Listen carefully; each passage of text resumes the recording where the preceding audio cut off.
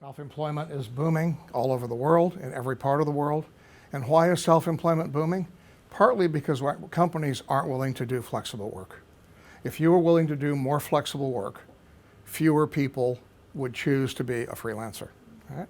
They would say, okay, well fine, I can just stay here and work because I have control over when and how I do my work. But as long as I've got to follow a schedule and do things in this formal way, I'm better off just going out and working on my own. And this is a really difficult mindset, I think, for a lot of people, particularly in my age group, to come to grips with and deal with. Because our paradigm is 40 hours a week, sometimes 80 hours a week, 8 hours a day. Okay, that's our paradigm, all right? Mobile work, booming. So I can work on my phone, my iPad, my laptop. I don't need to come to work anymore. There's absolutely no need to go to the office anymore at all, most of the time. What is there other than seeing people for a meeting? That's about it. Everything I do on my computer, I do on my phone, I do on the telephone. Don't have to be there. This is the time we're spending in the mobile apps. And you can see mobile apps right here. Incredible growth in just doing work on a mobile app as opposed to a computer. This is a desktop computer. And this is the mobile web, which will be growing pretty quickly over the next few years. So it's all about mobile. This is where the future of work is going to be. Okay? And generational differences, Karen said, matter, and they matter a lot in this thinking process. This is what most of the younger workers, and Gen Y, Gen Z, and Gen Z are the ones under 18, under 20 right now, are Gen Z. So they're entering the workforce, just starting to enter it. Oops. This is what they're looking for. This is what they want. They want to have their own schedule. The number one thing that they request in every survey globally is flexible work schedule. Number one thing they want, okay? When you ask any young person what they want, choice over when I come to work and where I work and how often I work in the company and how often I work where I choose to work. And they actually turn down job offers if they don't have flexible work schedules. And they won't even apply for jobs without flexible work schedules. That's a huge factor, and this is, Europe and America are probably pioneering this, but pretty much everywhere in the world, this is the expectation. Okay? They don't want career paths, they want opportunities. They want opportunities to do a lot of different things. They are increasingly flexible in relationships. There's many fewer marriages, many fewer children, much more flexibility about not only how I work, but how I live my life, what I do with my life, who I share my life with. I might live with somebody 5 or 6 years, then live with somebody else for 5 or 6 years. These are kind of shocking to many of the people in my generation, but that's pretty normal now. In the US, about 67% of people under 30 live with someone but are not married. And they'll probably change that frequently, who they live with in that period of time. Okay? Jobs, many simultaneously. So part of the reason to have flexible work is I want to work in 3 or 4 different jobs. And I can't work in 3 or 4 different jobs if I have to be in your place all the time. But I bet some of your employers probably have contracts that say you can't work anywhere else if you work for us. Well, you're just shooting yourself in the foot, because they'll say, good, then I won't work for you. I'll go work for somebody that doesn't have that in their contract. Because your job is not that precious anymore. And I think we all think our job is such a precious thing that we control it and we can tell them what to do. And they don't have that attitude. They don't agree with that assumption that we make, okay? So, from one career and job to a choice of many, they're called the slash worker because it's HR expert slash musician slash artist slash mother. It's all these other things, okay? And many of these are for pay. And if we do surveys around the world on this, most people have at least 2 different things they do. Now, they may not think about them as 2 different jobs, but increasingly they are actually 2 or 3 different careers that they're having at the same time. And they need flexibility to do that. Have to have flexibility to do that. Okay? And Gen Z, which are the younger ones coming, your children probably, or the ones that are in school right now, this is their world. And just look at your workplace and how many of those things do you have in your workplace? Do you let people multitask and do lots of different things? How social and collaborative is it? How much video do you have in your work? Do you let people have flexible work styles and work from home or work wherever they want to? It's got to be fast, fluid, and fun, or they're not going to work for you. This is why the startup economy is booming in the US and Europe, because that's fast, fun, and fluid. And they're totally flexible in everything. Right? So what's flexibility? I think Carol went through this a lot, but it's really how work is done, when work is done, and where work is done. And those are all three very important things when you talk about flexibility. A lot of us only think about when it's done, but it's also about how I do it. And do I have to do this? I have to send a progress report in every week. Do I have to do all of these different things that we sometimes require? What they're really looking for is a goal. Do this by July 20th and get out of my way. If I need any help or coaching, I'll give you a call. And you may not see me until July 20th, but you'll get this product, this output on July 20th. Well, we're not comfortable with that. Most of us cannot accept that. We need to see people. We need to check in every once in a while. We don't have a lot of trust. And they're kind of saying, why'd you hire me if you don't trust me? And if I don't deliver, just fire me and get somebody else. That's a really different mindset that's emerging.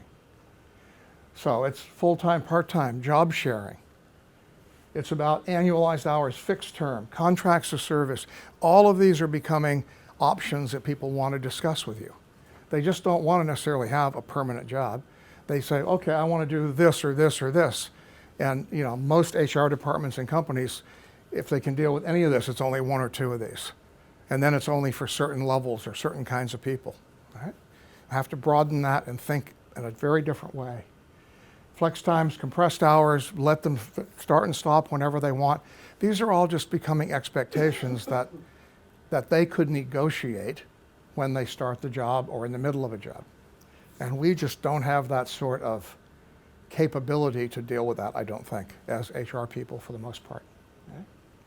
And I want to work anywhere, and I'm going to talk more about this. This is a big one, because they don't care where they're working. And even though we let people have flexible work time, we still expect to have, in many companies, to have some control over where they're doing their work. So are you doing it from home or what? Because we have this occupational health and safety thing that we're concerned about, that maybe if they're working somewhere that's not safe, we might be liable for that. And this is where some legal issues have to be resolved and government issues have to be resolved. And maybe the employee status has to be removed from employee to contractor or whatever. So these become big, big issues. And I think HR is very ill-equipped to deal with these right now. We really don't have the mindset. We haven't really thought about this. We haven't put much horsepower behind how would we deal with these things. We just assume we have these very, as Carol was saying, pretty formal ways to have part-time work. But when you have to apply for part-time work and fill out forms and follow government rules for part-time work, I've just negated the whole purpose of part-time work as a young person. I just say, screw it, to hell with it. I'm going to go do something else. I'm not going to go do this. It's a really tough issue. Co-working spaces are booming. And co-working spaces are, you don't go to work and you don't stay home, you go to some place in between.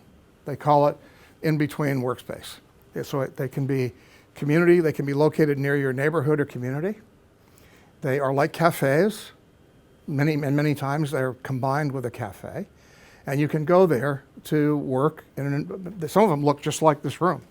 And you sit in tables like this, you work on your computers, they have phones, they have a little kitchen area, and that's where you go to work every day, rather than going into the office, and maybe it's a short walk from your house. So as they say, it's community, because you create a community of people who hang out in this cafe all the time. It's collaboration, because you share ideas and you get creativity from each other, even though you all work for different companies and different purposes. You learn from each other all the time. It's continuous learning. And it's sustainability, because I don't have to drive my car. I don't have to commute. I don't have to use facilities that cost money and put carbon in the air, because I can ride my bike or walk because they're very near my house. So these are becoming super, super popular. Right now, they're about 35% of the workforce in the US is now going to a co-working cafe rather than to the office or staying home. It's about an even split between these three, but this one is growing really, really quickly. Okay? So I think the future is probably for work in terms of where is going to be these cafes. Okay? And then there's digital nomads and bohemians. Wouldn't you like to be doing that? Huh? And there's no reason why you can't. There's all kinds of people who live in Bali. If you go to Bali and just ask around, you can meet half a dozen people, usually Australians, who work totally remotely from Bali and earn a nice paycheck and live actually extremely well, because they're paid in Australian dollars and they live in Bali.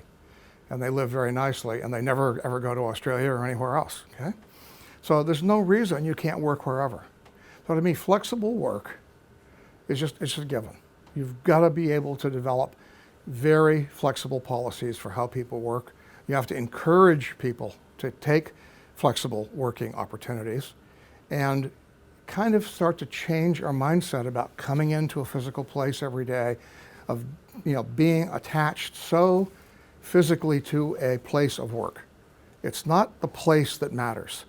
It's the quality of talent that you're getting. It's the horsepower you're able to employ. It's the ideas that you're getting. It's the output that they're producing. And do you really, truly, deeply care where they're doing it or how they're doing it if they're producing really well? Now, if you're driving a train or putting widgets in a box, of course you have to go to work. All right, we still have to do that until the robots come. But for most of us, we're not doing that kind of work, okay? We're doing work that you can do pretty much anywhere, anytime, any place that you want. So I think that what we have to do is accept that flex and contingent are the new permanent, and permanent is sort of the old bye-bye kind of job category. I predict that within 20 years, there'll be a very small number of permanent employees. Okay? Mostly we'll all be flex and contingent. People are frequently going to enter and exit your workplace, maybe 10 or 15 times in their career potentially. They could work for you for a week, a month, a year, leave, come back, work for you again, leave, come back. You're going to have to develop workforce composition strategies. Who should be contingent? Who can or can't work flexibly? Who should be a permanent employee? You're going to have to answer these questions and answer the why for these questions. Okay? You're going to have to develop policies and practices that incorporate all kinds of people into your workplace. Every kind of person has to somehow you have to figure out how do we employ these people in our workplace. You've got to have new pay schemes, obviously. How do you pay people that are in 30 different kinds of work and working different hours and different times? And part of our reluctance to go with flexible work and contingent work is we really still haven't figured out how to pay them yet and how to track that. And lobby governments for more flexible work laws. And New Zealand is leading the pack with this flexible work law. It's really unusual. When I saw that, I was shocked to see a government doing this ahead of the need almost, but really good on you. And we just need to continue to push those kind of things through governments and get those laws. So thank you very much.